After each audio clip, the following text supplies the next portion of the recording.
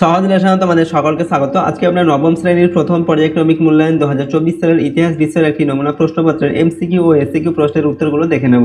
তো চলো এই ভিডিওতে আমরা ক্লাস 9 এর ফার্স্ট ইউনিট টেস্ট 2024 হিস্ট্রি সাবজেক্টের এই প্রশ্নপত্রের উত্তরগুলো দেখে নিই। দেখো এখানে প্রথম প্রশ্ন কি রয়েছে, 1 নম্বর দাগে সঠিক উত্তরটি বেছে নিয়ে লেখো। 10টি প্রশ্ন দেওয়া আছে, প্রতিটা প্রশ্নের মান 1 নম্বর করে দেওয়া হয়েছে। পরের দাগে বলা হচ্ছে আমি রাষ্ট্র, ঠিক আছে, উক্তিটি করেছিলেন কে? 4টি অপশন দেওয়া আছে, সঠিক উত্তর হবে চতুর্দশ লুই।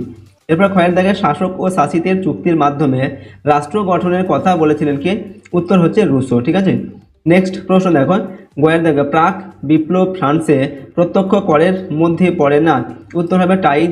নেক্সট হচ্ছে ঘয়ের দাগে তৃতীয় স্টেট নিজেকে জাতীয় সভা বলে ঘোষণা করেন 1789 খ্রিস্টাব্দে 17 জুন। এরপর ওঙ্গর দাগে ক্ষমতা বিভাজন নীতির কথা বলা হয়েছিল যে গ্রন্থে, সেটি হলো দ্য স্পিরিট অফ লজ, ঠিক আছে। 5 নম্বর দাগে লেতর দা ক্যাসে হলো, উত্তর হচ্ছে গ্রেপ্তারি পরোয়ানা। এরপর হচ্ছে প্যারিস কমিউন এর প্রথম মেয়র ছিলেন, উত্তর হবে বেইলি। পরিগজ দাগে ট্রায়ালগারের নৌযুদ্ধ সংঘটিত হয়েছিল, উত্তর হচ্ছে 1805 খ্রিস্টাব্দে। এরপর ঝয়ের দাগে দ্বিতীয় জাস্টিনিয়ান নামে পরিচিত, উত্তর নেপোলিয়ান বোনাপার্ট। এরপর হচ্ছে ইঙ্গর দাগে নেপোলিয়ানের সর্বশ্রেষ্ঠ কীর্তি হলো কোড নেপোলিয়ান প্রচলন। 2 নম্বর দাগে বলা হচ্ছে নির্দেশ অনুযায়ী নিচের প্রশ্নগুলির উত্তর দাও। এখানে 6টি প্রশ্নের উত্তর লিখতে হবে, প্রতিটা প্রশ্নের মান 1 নম্বর করে।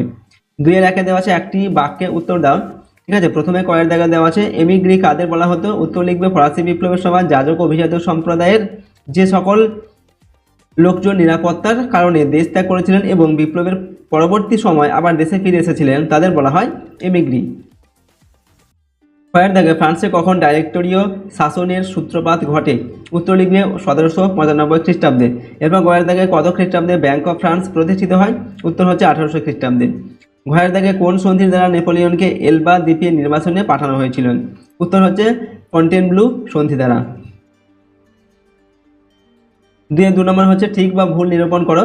কয়ের দাগে দেওয়া আছে ফ্রান্সকে ভ্রান্ত অর্থনীতির জাদুঘর বলে অভিহিত করেছেন রুশো, এটা হচ্ছে ভুল। কয়ের দাগে declaration of the rights of women, ঠিক আছে, দাবির উদ্ভাবক ছিলেন অলিম্প দ্য গুজ, এটা হচ্ছে ঠিক। গয়ের দাগে 1821 খ্রিস্টাব্দে নেপোলিয়ন হৃদরোগে আক্রান্ত হয়ে প্রাণ ত্যাগ করেন, এটা হবে ভুল।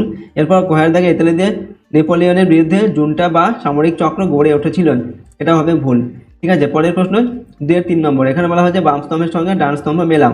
বাম স্তম্ভে কি দেওয়া আছে দেখো, লেতর ফিলোসফিক কুইশনে সন্ত্রাসের রাজত্ব লেসাফেয়ার, এবং ডান স্তম্ভে দেওয়া আছে মাদাম রোলা অ্যাডাম স্মিথ ভলতেয়ার অর্থনীতিবিদ। এটাকে যদি মিলিয়ে লিখে দেখো কি হবে, লেতর ফিলোসফিক এটা হচ্ছে ভলতেয়ার, এরপর কুইশনে অর্থনীতিবিদ, সন্ত্রাসের রাজত্ব মাদাম রোলা, আর লেসাফেয়ার এটা হচ্ছে অ্যাডাম স্মিথ। 3 নম্বর থেকে 2টি বা 3টি বাক্যে উত্তর দাও, যে কোনো 4টি লিখতে হবে, প্রতিটা প্রশ্নের মান হচ্ছে 2 নম্বর করে, ঠিক আছে। দেখো কয়ের দাগে দেওয়া আছে ইংল্যান্ডের গৌরবময় বিপ্লব ফরাসি বিপ্লবকে কিভাবে প্রভাবিত করেছিল, ওকে। এরপরের প্রশ্ন ক্ষয়ের দাগে ইন্টেন্ডেন্ট সম্পর্কে কি জানা যায়। গয়ের দাগে বলা হচ্ছে কি কারণে বাস্তিল দুর্গের পতন ঘটানো হয়েছিল। নেক্সট হচ্ছে কনফেডারেশন অফ দ্য রাইন কি। এরপর হচ্ছে কি কারণে নেপোলিয়নের মস্কো অভিযান ব্যর্থ হয়েছিল। এখান থেকে 4টি প্রশ্নের উত্তর তোমাদের লিখতে হবে 2 নম্বর মানের। 4 নম্বর থেকে বলা হচ্ছে 7-8টি বাক্যে উত্তর দেওয়া, যে কোনো 2টি লিখতে হবে, প্রশ্নের মান হচ্ছে 4 নম্বর করে। ব্যক্তি ও নাগরিকের অধিকার এর ঘোষণা কি, ঠিক আছে। গয়ের থেকে বলা হচ্ছে ফরাসি বিপ্লবে নারীদের ভূমিকা কি ছিল, এবং গয়ের থেকে দেওয়া হচ্ছে নেপোলিয়নের সামাজিক কার্যকলাপের সঙ্গে ফরাসি বিপ্লবের আদর্শের কি কোনো সংঘাত ঘটেছিল। এখান থেকে 3টি প্রশ্নের মধ্যে যে কোনো 2টি লিখতে হবে। পরের প্রশ্ন 5 নম্বর থেকে দেখো, 15-16টি বাক্যে উত্তর দাও, যে কোনো একটি লিখতে হবে, প্রশ্নের মান হচ্ছে 8 নম্বর। কয়ের জায়গায় দেওয়া আছে তুমি কি মনে করো দার্শনিকদের প্রভাবে ফরাসি বিপ্লবের পথ প্রশস্ত হয়েছিল, এবং ক্ষয়ের জায়গায় দেওয়া আছে মহাদেশীয় অবরোধ ব্যবস্থা কিভাবে নেপোলিয়নের সাম্রাজ্যকে ধ্বংসের পথে চালিত করেছিল, ঠিক আছে। 2টি প্রশ্ন দেওয়া আছে 8 নম্বর, মানে যে কোনো একটি করতে হবে।